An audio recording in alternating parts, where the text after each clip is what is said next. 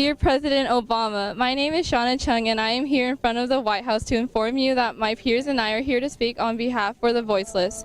As a worried sister, knowing that I have brothers and sisters starving out there with only one piece of bread as their entire meal, or knowing that they have no permanent place to call home, living in dangerous and filthy areas like railroads or the streets, like my peer Ji Song Ho, who is standing next to me.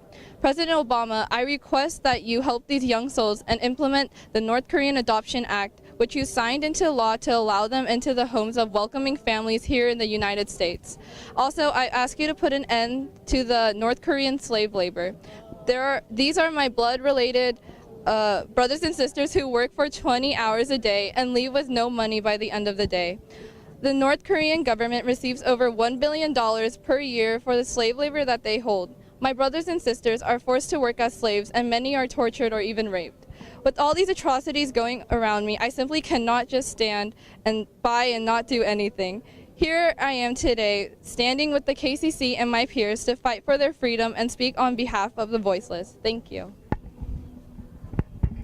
Dear Mr. President, my name is Dayeon Kang and I am here with the Korean Church Coalition in front of the White House on Pennsylvania Avenue to speak on behalf of the voiceless North Koreans who are imprisoned and publicly executed without trial in North Korea. These are my blood-related brothers and sisters and I am here to be their voice. Dear Mr. President, my name is Ellen Kim. I'm here to speak on behalf of the 250,000 political prisoners in North Korean prison camps who lack voices of their own. Many of the prisoners are my age and are in prison for the crimes of their family members. These are my blood-related brothers and sisters, and I am here to be their voice. Dear Mr. President, my name is Peter Park and I am 12 years old. I'm here to speak on behalf of the 3 million North Korean brothers and sisters who died of starvation, many who are my age. These are my blood-related brothers and sisters, and I'm here to be their voice. Dear Mr. President, my name is Soyoon Lee and I'm here with Mr. Ji Sung Ho, who was caught while trying to escape to North Korea and was severely beaten for a week when he was 16, which is my age. These are my blood-related brothers and sisters, and I'm here to be their voice. Dear Mr. President, my name is Brandon Park, and I'm here to speak on behalf of the many blood-related disabled brothers and sisters in North Korea who are mistreated and abandoned.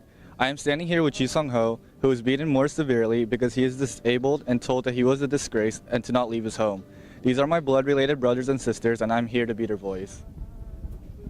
Dear President Obama, you have heard the plea from those that are gathered here today on behalf of our suffering North Korean brothers, sisters, and orphans. They need your help. Please assist our suffering North Korean orphans by enacting all provisions of the North Korean Human Rights Act. Please implement the North Korean Adoption Act. Please compel China to grant safe haven to the North Korean refugees residing within its borders. We will not stop until they're allowed to leave to a third country willing and able to accept them. All of us standing here today, in unity with the millions throughout the world, make this promise today that we will not cease crying, shouting, or praying until all of our suffering North Korean brothers, sisters, and orphans are free to speak on their own. God bless America.